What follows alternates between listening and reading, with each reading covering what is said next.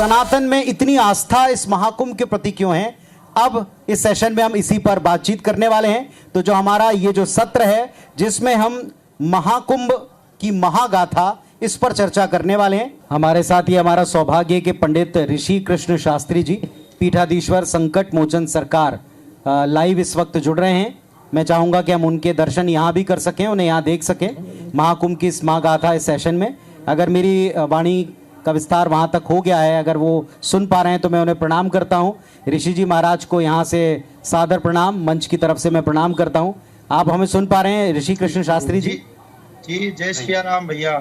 जय सिया राम जी। जी, महाकुंभ जी, शुक्रिया आपका IBC 24 से जुड़े हुए सभी दर्शकों का, और महाकुंभ के महान पर्व की भी बहुत बहुत शुभकामनाएं हैं सभी को।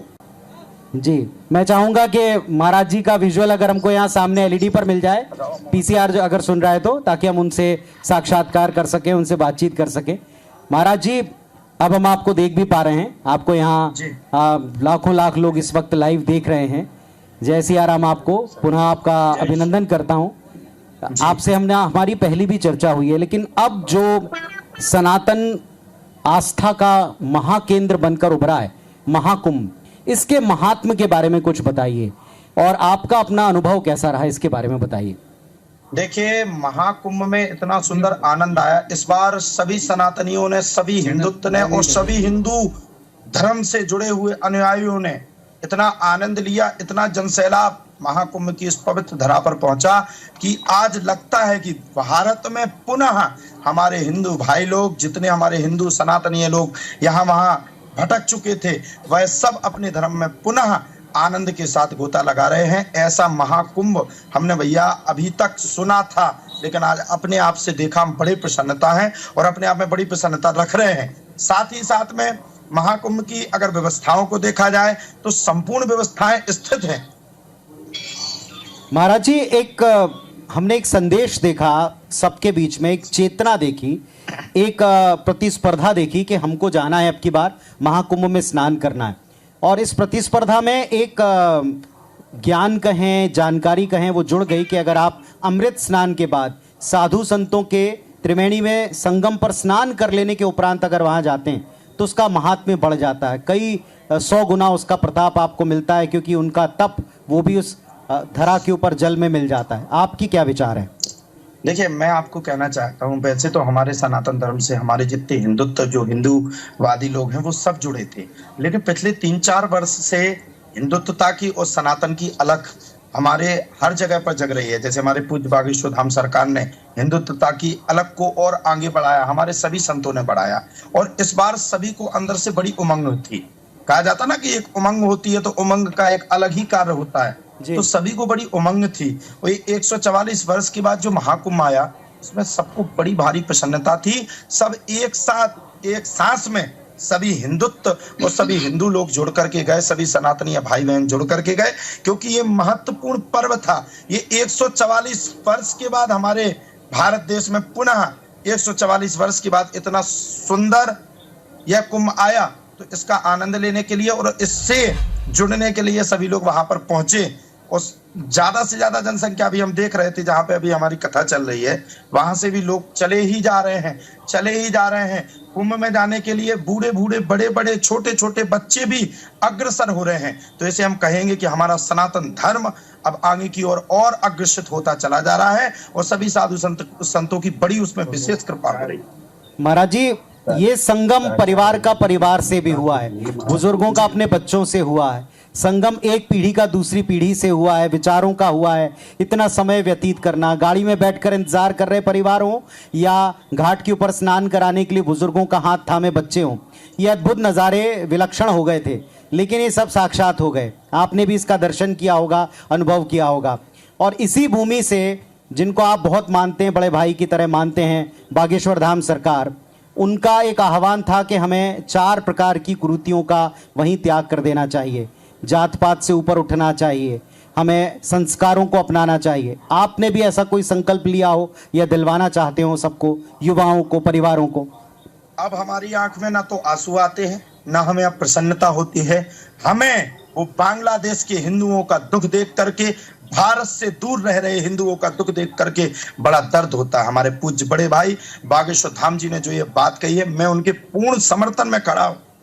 मैं कहना चाहता हूं, आज जो उन्होंने भारत के अंदर यह बात को रखा है कि जात पात की करो विदाई, हम सब हिंदू भाई भाई, क्योंकि हम सबको जात पात में बांधा गया, जाति के व्यक्तिगत बंधन में बांध करके इन दूसरे मजहब के लोगों ने हमें बांटने का काम किया है।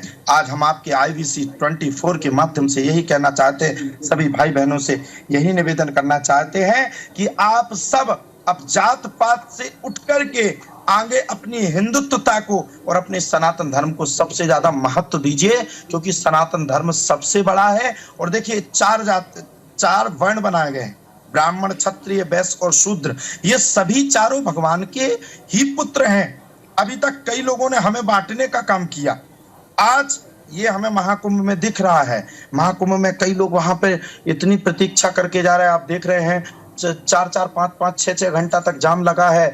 बूढ़े बूढ़े बुजुर्ग लोग, बुजुर्ग तो जा ही रहे, सनातन धर्म की अलग जगह ही रहे। हमारे युवान भाई बंधु, सभी जितनी युवा पीढ़ी है, वो युवा पीढ़ी भी चली जा रही है, 4-4 घंटे इंतजार कर रही है, कुंभ के लिए अग्रसर हो रही। तो ये कहीं ना कहीं हमारे संतों की अद्भुतता है। और सनातन धर्म में देखिए, जो संत महात्मा जुड़े हैं, उनको जी कुछ नहीं चाहिए, वो कुछ कमाने के लिए संसार में नहीं आए। हमारे पूज्य बागेश्वर धाम बड़े भैया आज जो अपने हिंदुत्वता के जागरण को, सनातन धर्म को एक साथ लेने का कार्य कर रहे हैं, क्योंकि उन्हें पता है कि हिंदू को जगाना बहुत जरूरी है। आज हम नहीं जगे तो कभी हम नहीं जग पाए। इस वक्त हम रामघाट पर हैं, माघ शिप्रा के तट पर हैं, महाकाल की नगरी में हैं। बड़ा ही पुण्य अवसर है कि आप हमारे समक्ष हैं। मन में हम सब के एक इच्छा ज्वार मार रही है कि आपके मुख से अगर हम कोई एक भजन भी सुन लें, एक ऐसी आज की धारा जो प्रवाहमान है, उसमें कुछ आपके स्वर लहरी भी हो जाएं। अगर आप अनुमति दें तो हम चाहेंगे कि आप हम सबको भी उस आनंद से अलग ना रखें। आपसे मिलके, IBC 24 से मिलके और सभी दर्शकों से मिलके बड़े प्रसन्न हैं जी। और हम आपका शुक्रिया अदा करना चाहते हैं, जो आपने हमें इतना महत्वपूर्ण समय अपना दिया जी। और उस महत्वपूर्ण समय में हम बैठ करके आप सभी के सामने उपस्थित होकर के अपनी बात को रख रहे हैं।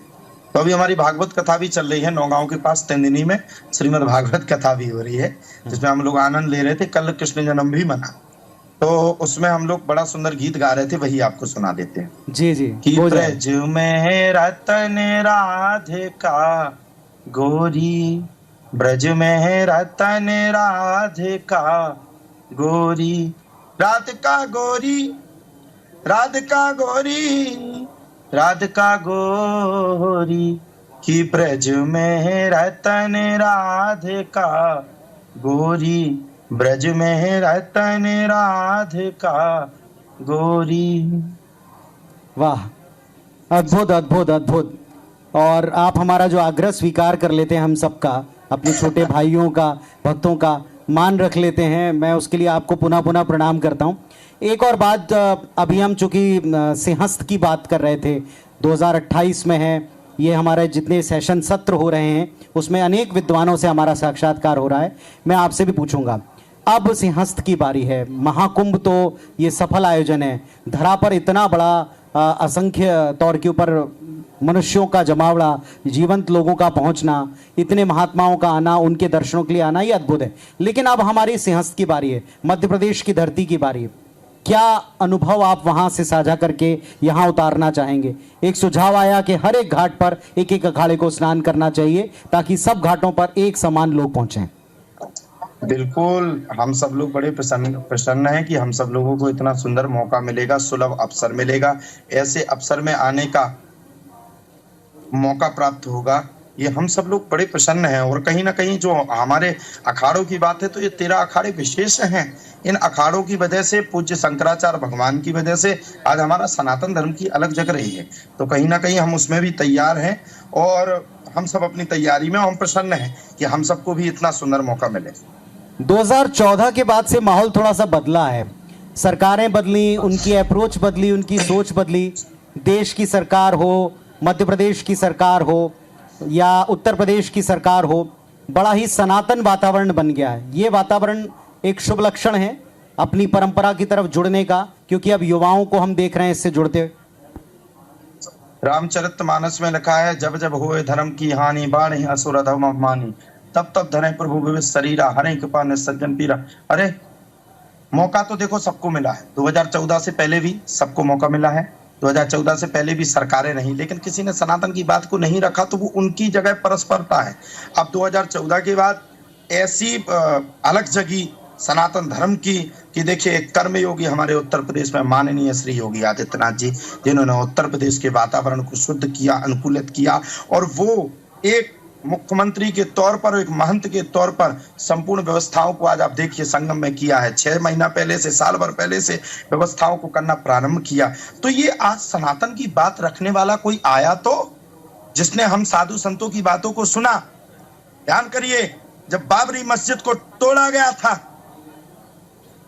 तब राम को काल्पनिक किन्हीं लोगों ने बताया था। हमारे प्रभु राम को, जहां वो आप बताइए अयोध्या में राम नहीं थे, काल्पनिक बताया गया था। उन सरकारों ने हमारे धर्म को विलक्षणता से वोट बैंक की राजनीति करने के चक्कर में हमारे धर्म को दबाने की कोशिश की थी। लेकिन आज जो 2014 में सरकार आई, देखिए पहले सबसे तो मैं एक बात स्पष्ट करना चाहता हूं, मैं किसी भी सरकार का नहीं हूं, मैं किसी भी सरकार से मेरा कोई नाता नहीं, लेकिन मैं भारत का नागरिक होने के कारण यह बात जरूर रखना चाहता हूं कि जो 2014 के बाद सरकार आई है, उसने सनातन का, सनातन धर्म का और सनातन की अलग का हमेशा समर्थन किया है। और आज देखिए आप कितनी बड़ी प्रसन्नता है, जो 144 वर्ष के बाद महान कुंभ आया, भारत के कई लोगों ने, हमारे जो राम मंदिर का आंदोलन चला, उस राम मंदिर के आंदोलन में सभी क्रांतिकार वीरों ने अपनी बलि को दिया, बलि प्रदान की। हम कहना चाहते हैं आज स्वयं रामलला के सानिध्य में इतना बड़ा यज्ञ हो रहा, सफलता हो रही, तो ये कहीं ना कहीं सनातन की अलगता जग रही है। और 2014 के बाद जो ये कार्य प्रारंभ हुआ है, तो ये कहीं ना कहीं प्रभु की ही कृपा है। सरकार ने हमारी बात को सुना, इसलिए हम प्रसन्न हैं। देखिए, हम लोग तो सनातन की बात को रख सकते हैं, लेकिन देश को तो सरकार ही चला सकती है। अब हम इसलिए प्रसन्न हैं क्योंकि हम अपनी बात को रख रहे हैं और हमारा साथ भी सरकारें दे रही हैं, उसमें हम बड़े प्रसन्न। बहुत अच्छी सुंदर बात आपने की है, लेकिन एक सबसे बड़ी बात है कि संकोच समाप्त हो गया है। आप हम खुलकर इस विषय पर चर्चा कर रहे हैं। सनातन को लेकर अलग अलग जगह धर्म संसद हो रही हैं, धर्म संसदों के विषय निकलकर खुलकर डिबेट के मंच पर आ रहे हैं, वरना राजनीति के 3-4 विषय और प्रतिस्पर्धा ही इसके केंद्र में होते थे। युवाओं के अपने संकुचित विषय थे। अब हर एक मठ का, मंदिर का, हर एक तीर्थ का एक अलग वैभव दिखता है। लोग एक सर्किट में दर्शन करने के लिए निकल रहे हैं। आप अभी भी देखें कि लोग सिर्फ जाकर वहाँ त्रिवेणी स्नान कर नहीं लौट रहे हैं, वे उज्जैन भी आ रहे हैं, वे क्षिप्रा के तट पर भी स्नान कर रहे हैं, वे अन्य स्थानों पर खजराना भी जा रहे हैं। ये एक अच्छा वातावरण है, एक शुभ संकेत है। इसका संदेश दूर तक जाएगा, पीढ़ियों तक पहुंचेगा। मैं आपसे कहना चाहता हूँ, आज हमें अपनी बात रखने का मौका मिला, आज हम खुले में जी भी पा रहे हैं। पिछली सरकारों में हमें खुले में जीने का मौका कभी नहीं मिलने दिया गया। पिछली सरकारों में हम लोगों को हमारी बातों को, हमारे धर्म को दबाने का कार्य किया गया। आज हमारे हिंदुत्व भाई बहन सभी जन कहीं भी जाने के लिए स्वतंत्र हैं, संत अपनी बात रखने के लिए स्वतंत्र हैं। तो कहीं ना कहीं ये सुख और सुखीता की और प्रसन्नता की अनुभूति होती है, और हम लोगों को खुले जीने का मौका मिल रहा है। ये भी हम सब लोगों के लिए सौभाग्य का विषय है। जी, आपने हमें समय दिया। मैं एक अंतिम सवाल आपसे पूछता हूं। जब मैं आपसे कुंभ के पहले मिला था साक्षात्कार के लिए, तो आपने कहा था कि महाकुंभ और उसका सफल आयोजन लक्ष्य है। अब क्या लक्ष्य है हमारे महाराज जी का? महाकुंभ के बाद, इस स्नान के बाद अब हमारा यही लक्ष्य है। इस स्नान करने के बाद अब हम अपनी हिंदुत्व भाई बहनों को जगाने की कोशिश करेंगे और अपने बड़े भाई पूज्य बागेश्वर धाम जी का पूर्ण तरीके के साथ समर्थन करेंगे। जात पात की करो विदाई, हम सब हिंदू भाई भाई। जिस प्रकार से जात पात में हमको तोड़ा गया, जिस प्रकार से हमारे भारत में रहने वाले सभी सनातनी, सर आप देख लीजिए कितनी बुरी स्थिति है। यहाँ आप देखिए, जिन छोटे लोगों के साथ हम लोग दुर्व्यवहार करते हैं, छुआछूत का व्यवहार करते हैं, वो धीरे धीरे सनातन धर्म से दूर होने का कार्य कर रहे थे। आज हम लोग उनको जगाएंगे। अपने आप को जो छोटा मानते हैं, उन सबको हम सब लोग बड़ा बनाने का काम करेंगे और अपने सभी भाई बहनों को सनातन धर्म में लाएंगे। और हमारे परमात्मा जहां होंगे, अब हमारा इस कुंभ के बाद बस एक ही निर्णय होगा कि राम मंदिर के बाद अब हमारा मथुरा का मंदिर और हमारा काशी विश्वनाथ का मंदिर मिलना चाहिए। और जहां भी ये खोज चल रही है मैं उनसे कहना चाहता हूं, अगर खुदा निकले तो तुम्हारा, खुदा के नीचे अगर कोई खोज चल रही है तो शिव निकले तो हमारा, शिव निकले तो हमारा और सब निकले तो तुम्हारा। हम यही कहना चाहेंगे और हम जाग चुके हैं, अपने धर्म को चाक चौबंद रखेंगे, अपने धर्म के साथ अपने धर्म को आगे बढ़ाएंगे, जाति पाति के इस स्पर्धा को बिल्कुल दूर करेंगे और अपने सनातन धर्म को आगे बढ़ाएंगे, क्योंकि ऐसी स्थिति जैसी बांग्लादेश में बन चुकी है वैसी स्थिति हमारे भारत में कभी ना बने और भारत को हिंदू राष्ट्र की ओर अग्रसर करेंगे। बहुत अच्छी बात आपने की है। पंडित धीरेन्द्र कृष्ण शास्त्री जी ने जो कहा है बागेश्वर धाम सरकार ने कि जब आप त्रिवेणी स्नान पर जाएं तो जैसे आप कई वस्त्र छोड़ देते हैं, जैसे आप कई तप करने के लिए संकल्प लेकर के कुछ चीज़ें छोड़ते हैं, ऐसे जात पात का विष अगर आप वहाँ छोड़ दें तो इससे बेहतर कुछ नहीं होगा। मैं आपको धन्यवाद देता हूं प्रणाम करते हुए कि आपने हमें समय दिया, अपनी कथा के बीच में हमें दर्शन दिए। बहुत बहुत धन्यवाद आपका जुड़ने के लिए। बहुत बहुत धन्यवाद भैया आपका और सभी जितने संत महात्मा वहां पर विराजमान हैं उन सभी के चरणों में बहुत बहुत प्रणाम, नतमस्तक होकर के। जय सिया राम, जय सिया राम, जय सिया राम।